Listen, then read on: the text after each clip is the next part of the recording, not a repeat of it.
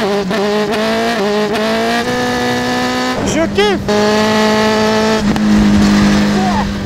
Elle bouge pas en plus.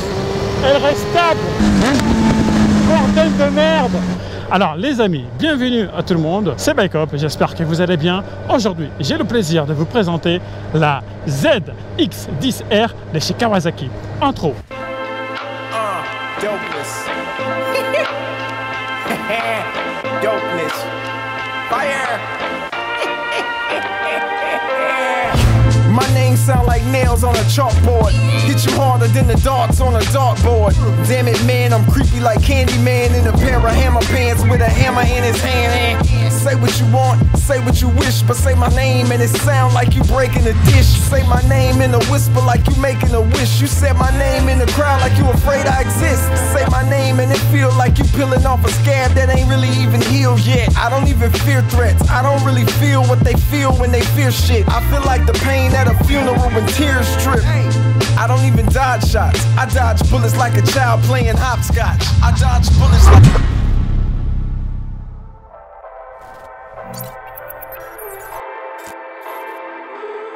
Bon alors Seb, bienvenue à toi. Merci, merci. Tu m'as ramené une bête de machine là. Yes. Mais avant, je veux apprendre à te connaître, savoir un peu ce que tu fais dans la vie. Tu me connais un petit peu déjà. Ouais, mais bon, tu sais, pour la vidéo, parce que les gens, ils sont oui, pas vraiment au bike courant ouais. et tout, etc. Déjà, est-ce que tu peux te présenter donc voilà. Sébastien, 34 ans, célibataire, père célibataire, nous. 3 enfants, je bosse dans l'informatique. Tu vois, toi. Ouais, du coup, je suis administrateur infrastructure, je bosse dans l'équipe Linux de ma boîte. D'accord. Linux et base de données. Ça va faire 13 ans que je suis en Nantes. Et auparavant, tu es... Ouais, j'étais en Martinique. D'accord, ok. Ouais, Facile. chez les Ok. Qu'est-ce que tu as fait venir ici Et boulot. Ok. Les études et puis boulot. Est-ce que tu peux me dire un petit peu ton histoire, ton parcours motard, ton historique? Quelles sont les motos que tu as pu avoir avant? L'envie de faire de la moto n'est pas venue tout de suite. C'est quand un pote à moi, avec qui j'étais au lycée, du jour au lendemain, il arrivait avec la moto de son oncle et puis on est parti faire des balades à deux et tout. Et du coup, c'est comme ça que l'envie, le virus, il m'a transmis le virus. Petite dédicace à lui, il s'appelle Anthony. Et la première moto que j'ai roulée, c'était un Z750. J'ai roulé aussi un Suzuki SV. Et puis après, en arrivant sur Nantes, j'ai eu ma première moto, c'était un GSR 750. Et ensuite La Kawa. Ensuite, tu as ramené ce petit monstre. Ouais, je suis passé là-dessus. Ok, alors pourquoi ces choix du coup? Je pense que c'est le fait que je sois beaucoup peut-être influencé par le MotoGP parce que je suis un gros fan de MotoGP.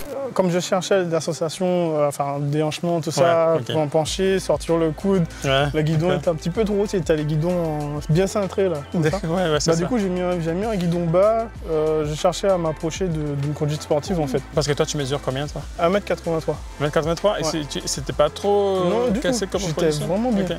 J'ai pas eu mal aux jambes, j'avais été bluffé par la partie cycle, la stabilité. J'ai eu du mal à m'y faire, mais à la mi de la journée, ça a été. Ok. Et j'avais kiffé le caractère moteur, le fait que le châssis, la moto, tu prenais un trou, surtout les motos Martinique sont pareils, c'est pas du tarmac. Je prenais un trou, la moto elle bougeait pas, j'ai resté sur un, j'ai dit putain, mais avec la GSR, j'aurais fait ça, je voulais pas une 1000, je voulais un 600. Mais comme au prix du marché, les 1000 étaient moins chers, je trouvais celle-là moins chère que les 600. Elle était toute proche de moi, dans mon budget, je me suis dit c'est bon, vas-y, je prends. Combien tu l'as payé 7000, si je dis pas de bêtises, 7000, ouais. 7020 Ouais, non, 7000 tout court, 7000 tout court 7000, ouais. T'as fait une bonne affaire là, je crois, non avec... Oui, je pense, mais peut-être vu les prix du marché, je pense, parce qu'effectivement, elle est cotée, quand tu regardes sous la cote, après, ça veut rien dire, mais... Ouais. Sous la cote, elle cotait, quand je l'avais acheté, elle cotait dans les 5009, 5008. D'accord, ok, ça marche. Quelque chose comme ça. Très bien, j'ai aucune idée en fait de ce genre de... Moi non plus, j'ai l'idée quand je le cherche en fait. Ok, d'accord. Je sais que neuve, à l'époque, c'était 13 000 €. Ouais. Donc les 2009, 13, 14, c'est ça, hein. Ouais, c'est ça. Les 2009, elle était 14 € plutôt. 14 000 €. 14 €. Ouais, d'accord, ok. Bon, c'est très bien. Et du coup, là, tu l'as, donc ça fait moins de 2 ans, c'est ça? Ça fait 2 ans. Là, on est en juin. En juillet, ça va faire 2 ans. Et niveau assurance, combien tu payes du coup ce genre de moto? Du coup, je paye 68. 68 par mois. Tout risque. Tout risque, ouais. Ça va. Tout risque. Et niveau consommation, t'es à combien à peu près là-dessus là? Ah, je sais pas. Déjà, j'ai pas de jauge d'essence. Ah, t'as pas d'essence, c'est vrai. En fait, c'est au kilométrage. Il faudrait que je calcule. J'ai jamais pris le temps de calculer. J'ai déjà dépassé les 200. D'accord. Mais j'ai dépassé les 200 en étant sous le voyant qui clignote. Du coup, est-ce que tu peux me présenter cette petite bête et me dire ce que t'as changé? Du coup, je l'ai acheté, tu vois, elle est toute noire. Elle est toute noire, d'accord. Ouais, du coup, je la voulais comme ça parce qu'effectivement, le V en Kawa, il y a des modèles, donc vert, noir, blanc, ça passe. Mais dans cette année-là, c'est du tout vert. Donc j'ai eu de la chance de trouver en noir. Et la première chose que j'ai changé, c'est les LED. J'ai mis des kits LED. J'ai mis des kits LED de chez LED Pearl. J'aime bien le côté blanc, les rétros. J'ai rajouté des top blocks, parce que j'étais pas dessus, les top blocks. D'ailleurs, j'aime bien la fixation. C'est moi qui fais le montage en plus. Tu as 2 points de fixation qui viennent directement traverser le châssis en fait. D'accord. Donc ça bouge pas, c'est du solide quoi. Okay. Qu'est-ce que j'ai fait encore? J'ai rajouté ça. Ça c'est de la chinoiserie ça. C'est pour le style. Et puis. Les Olins amortisseurs. C'est d'origine. Ouais, c'est d'origine. Okay. Peut-être juste rajouter ça. Ah, les pattes pour les réservoirs. Les réservoirs, il faut que je change celui-là aussi parce que j'ai déjà bien usé. Et t'as quoi comme ligne là d'installer? C'est du Leo Vince SBK. T'es déjà dessus aussi. D'ailleurs un peu rayé mais. Des katas? Non, pas des katas. Ok, ouais, ça marche. Juste des chicanes. Juste des chicanes, ok, ça marche. C'est raisonnable, là. Ouais. On va dire ça comme ça. Ouais. Du coup, l'ancien proprio, il avait supprimé les clignotants, il avait mis un feu avec clignotant intégré. Ah, ok. J'ai laissé comme ça, je me suis dit, bon, je vais pas m'emmerder à tout refaire. Tu peux montrer pour voir un peu ce que ça donne? Ouais. Quoi, j'ai des LED qui se commencent à crever. Ah oui, t'as des LED qui commencent à... D'accord, de droite. Ok, d'accord. Il n'y a pas de warning? Non, ces motos-là, il n'y a pas de warning. La première fois que j'ai cherché un bouton warning, il y a des bouchons. Il n'y a pas de warning. En fait, t'as un bouton lap à la place. Quand tu le mets en mode chrono et que tu veux chronométrer ton temps, tu appuies sur le bouton lap. T'as quoi comme option au niveau de conduite? Est-ce que t'as des aides? Non, du tout. Zéro aide. Zéro aide. La vache. Bah oui, c'était 2009, hein, je pense qu'il n'y avait pas encore ces trucs-là. Pas d'ABS, pas de traction control, pas d'anti-wheeling, pas de... D'accord. Pas de... Toi et tes couilles, quoi. Ouais. Je pensais que tu avais au moins un truc en aide, au moins l'ABS, mais en fait, non. Bah, c'est vraiment... Non, j'ai pas. Je sais pas si tu vas mettre ça dans le montage, mais normalement, elle devait pas être en full. Je vais pas. Oui, bah oui, c'est ça. Parce qu'il n'y a pas d'ABS, normalement, ça doit être limité à. Ça doit être limité à 106. Là. Ouais, c'est vrai. Et du coup, tu t'es fait arrêter par les flics qui étaient hors la loi ou comment ça se passe? Bah, en fait, c'est plus au niveau assurance, en fait. Ah, on va bien cacher la plaque. Hein. Donc, la plaque est cachée, on te connaît pas, on sait pas qui tu es. Est-ce que tu t'es déjà fait peur avec celle-là? Bah, je suis déjà tombé avec. D'ailleurs, c'est pour ça que j'ai mis les top blocks, parce que j'avais dû refaire tout le carénage du côté droit. C'est pour ça que le pot est un peu rayé, tu vois, je l'ai pas, parce que c'était lors de ma chute. Ok, mais c'était une chute vraiment débile, hein. C'est vraiment près de chez moi. Le froid, j'allais juste faire de le plein. Il y a un mec qui roulait devant, qui a freiné pour ne pas écraser un chien qui a traversé devant lui. Et moi, j'avais pas compris qu'il s'était arrêté, stoppé. Je pensais qu'il ralentissait et du coup, en commençant à freiner, je me suis dit en compte qu'il s'arrêtait. Ouais. Donc j'ai appuyé un peu plus. Le froid, il faisait 8 degrés. Ouais. Tu vas te perdre. J'ai fait moi-même parce que j'ai chuté tout seul, j'ai touché personne. Ouais, ok. Et j'ai pas envie de passer ça en tout risque parce que je me suis dit, je vais me prendre un malus. Très bien, je crois qu'on a fait le tour. Est-ce que tu peux me faire écouter Fais-moi écouter un peu le boucan qu'elle fait là. J'ai envie d'écouter ça. En fait, à bas régime, ça va, c'est plutôt dans les tours. Dans les tours. Si t'as l'occasion de l'emmener dans les tours, tu vas voir que. Du coup, j'enlève la chicane parce que. Avec la chicane, on n'a pas le petit côté au rock. Ouais, le petit bon.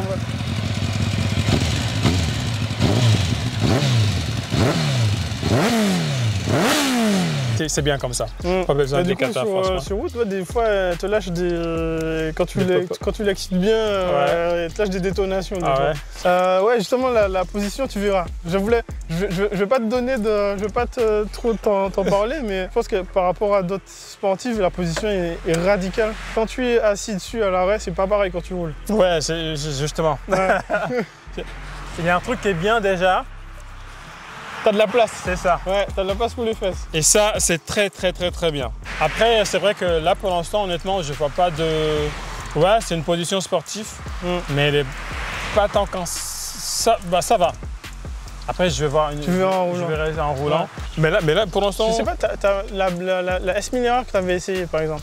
Oui. Tu te trouvais comme tu étais quand? Alors, par contre, la S1000R, elle a été changée. Le guidon a été légèrement remonté. Ah, ok. Ouais, c'est une position sportive, c'est vrai, mais ça va. Je vais te confirmer ça à mon retour. Ok. Parce que j'ai vraiment essayé des machines aberrantes. Bon, bah merci beaucoup. C'est moi. On est parti pour l'essai. Yes. Let's go.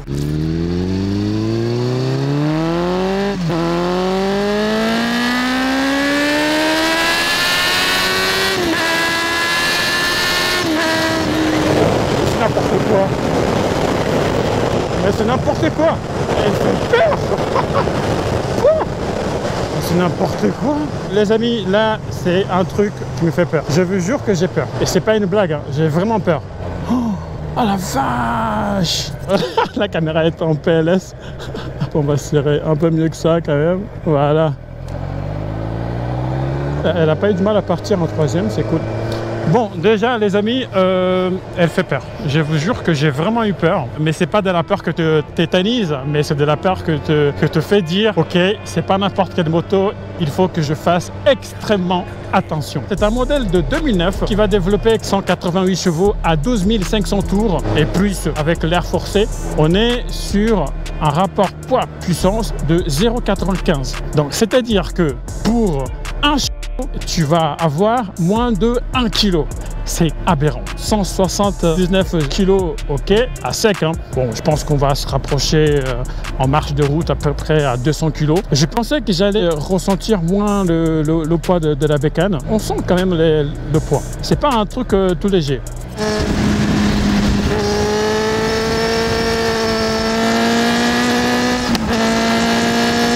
On va être honnête. J'ai absolument pas le bagage pour manier cette machine. Il va me falloir beaucoup plus de temps et malheureusement j'ai pas ce temps.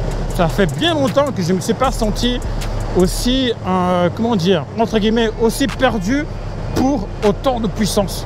Parce qu'on le sent très bien qu'elle est capable de te donner beaucoup plus que tu le demandes. Au niveau de la maniabilité, c'est qu'elle pèse son poids et du coup, il faut vraiment se déhancher, anticiper, être full concentré pour manier cette machine. Je ne sais pas si je vais être capable de la faire cracher jusqu'à 12 000 tours.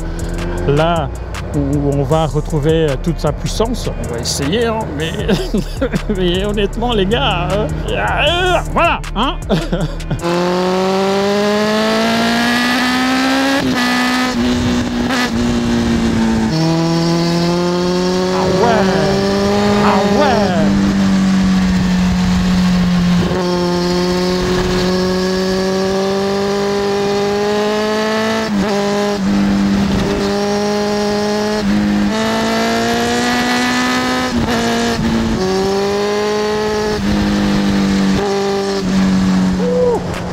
Ok, j'avoue que c'est le premier virage que j'ai fait et franchement, elle est allée mais sans brancher quoi. J'avoue que je m'attendais pas à ça parce que ce qui est bizarre, c'est qu'elle pèse, tu sens le poids en fait. C'est ça qui est un peu bizarre.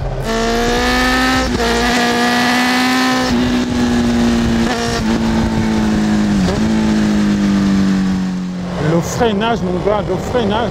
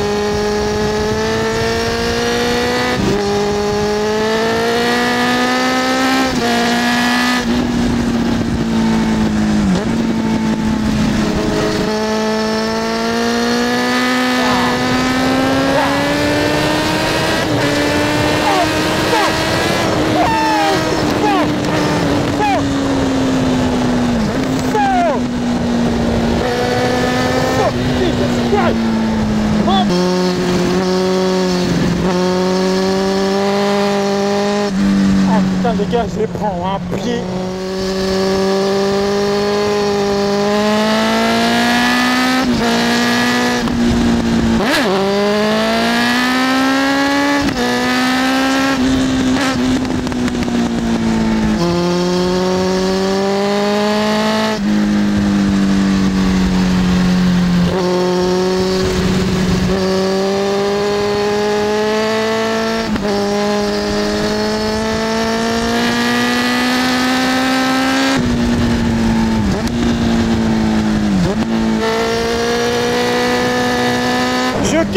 Je pense que je vais craquer pour une sportive. Oh là là!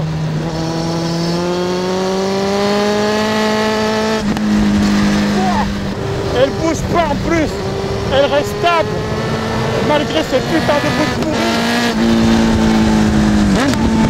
Bordel de merde. Et en plus, il n'y a pas d'aide. Il n'y a pas d'ABS. Il n'y a rien de tout ça.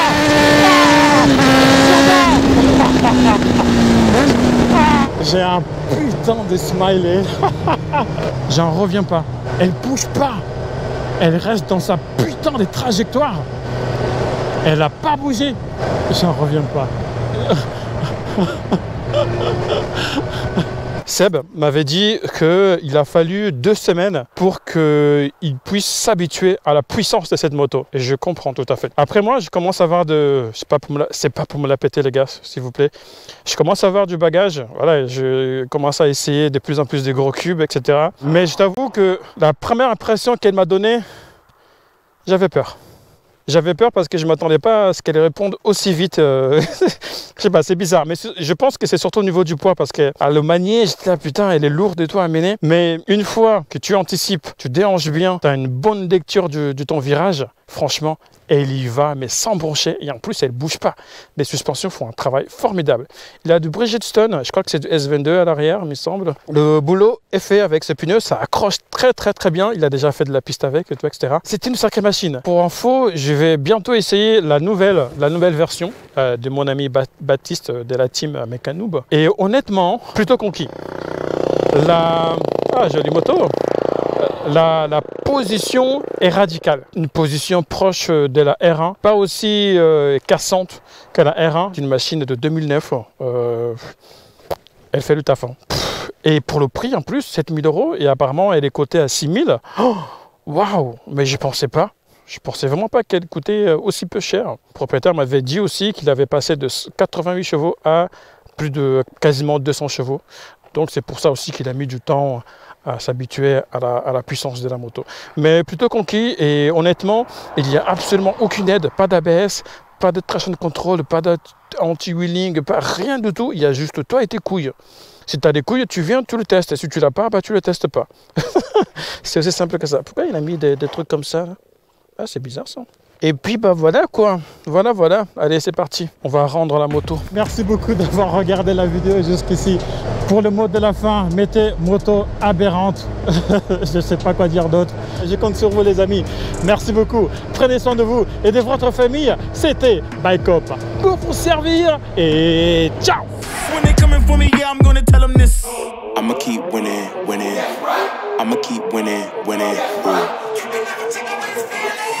I'ma keep winning.